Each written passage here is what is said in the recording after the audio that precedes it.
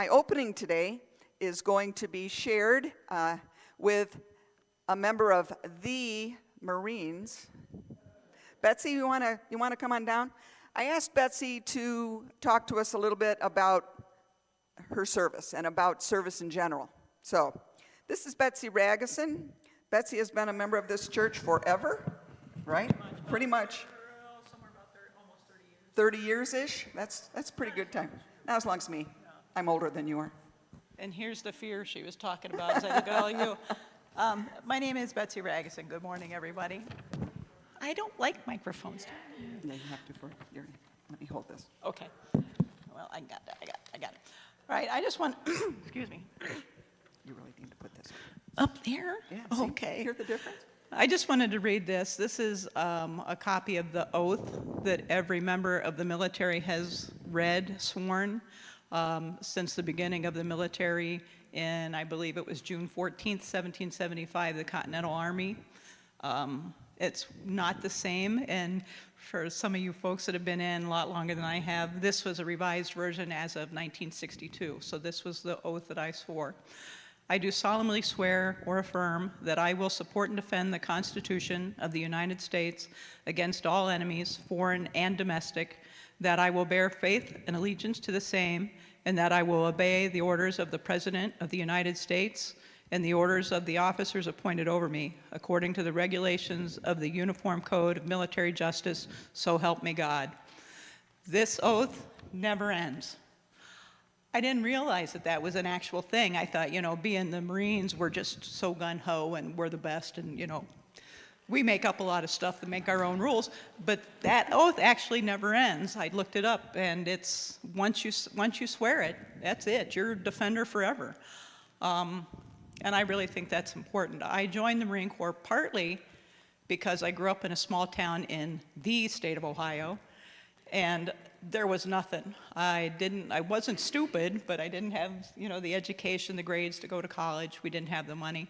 My best option, I thought at the time, was to join the service. My grandfather served in the European theater during World War II, and I just thought, what the heck? I was, as I am still, even in the messed up times we're in, I'm proud of my country.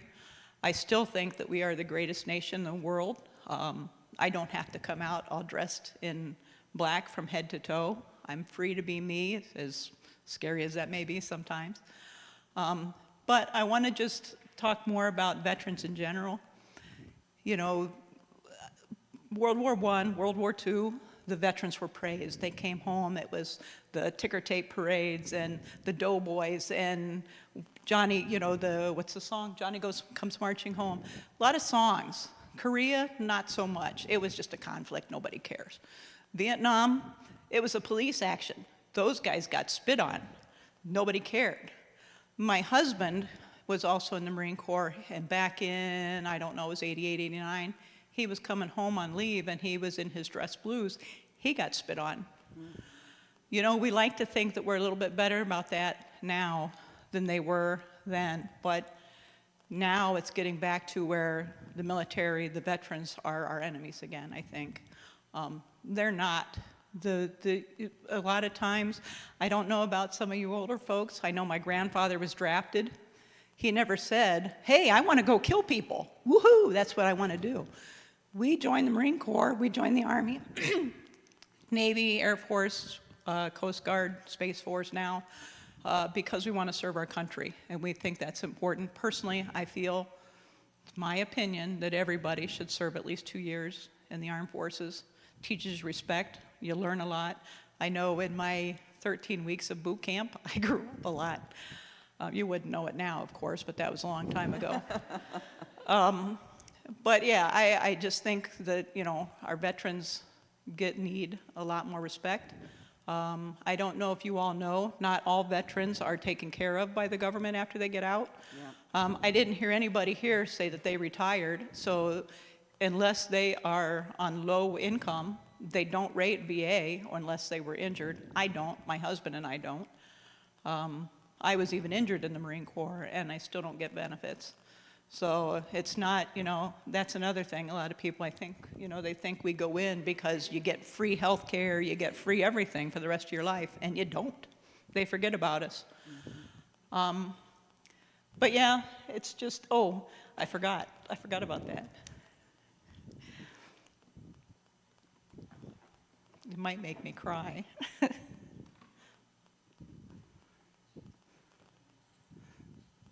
It's shrunk, it's wool, but this was my cover from boot camp. And I don't know if you can all see it or not, but that little emblem on there is the Marine Corps emblem.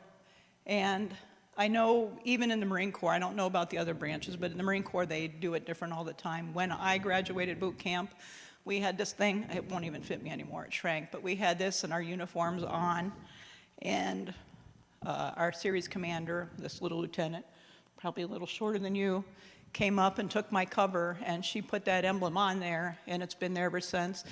And that was the proudest moment of my life. I mean, I've given birth to 3 kids. I've been married twice. That's the proudest moment of my life. You've all been married and had kids. Anybody can do that. But this I did. I did this, and I earned that, and that means pretty much more to me than anything I've done. And I don't know if that's right to say that, but there it is. Absolutely. So, yeah, just, and tomorrow, by the way, is the Marine Corps birthday, which comes a little bit, maybe a little bit more than the Veterans Day in my mind, but it's just me.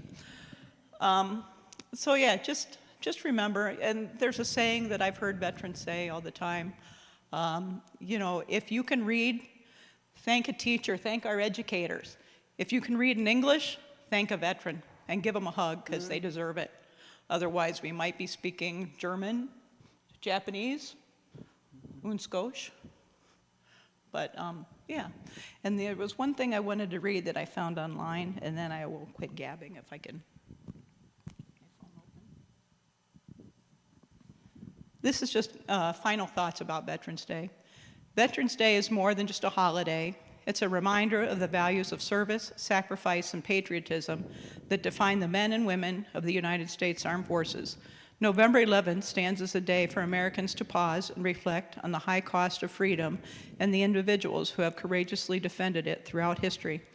As we celebrate Veterans Day, let us remember to honor the brave souls who have put their lives on the line for our nation today and always. The only other thing I wanted to say is, and I forgot that I was going to, Veterans Day, some of you are older, you probably do, but do we know what Veterans Day, how it got started, what it was originally? Armistice Day? Armistice Day. It was on 1918, the end of war, the war to end all wars. The 11th hour, the 11th day, the 11th month, Woodrow Wilson, it was armistice, but in 1919, Woodrow Wilson declared it Armistice Day, and to honor the veterans of World War I. Throughout the years, of course, the war to end all wars did not end all wars, so now it's been included for all veterans. And please don't wish any veteran a happy Memorial Day.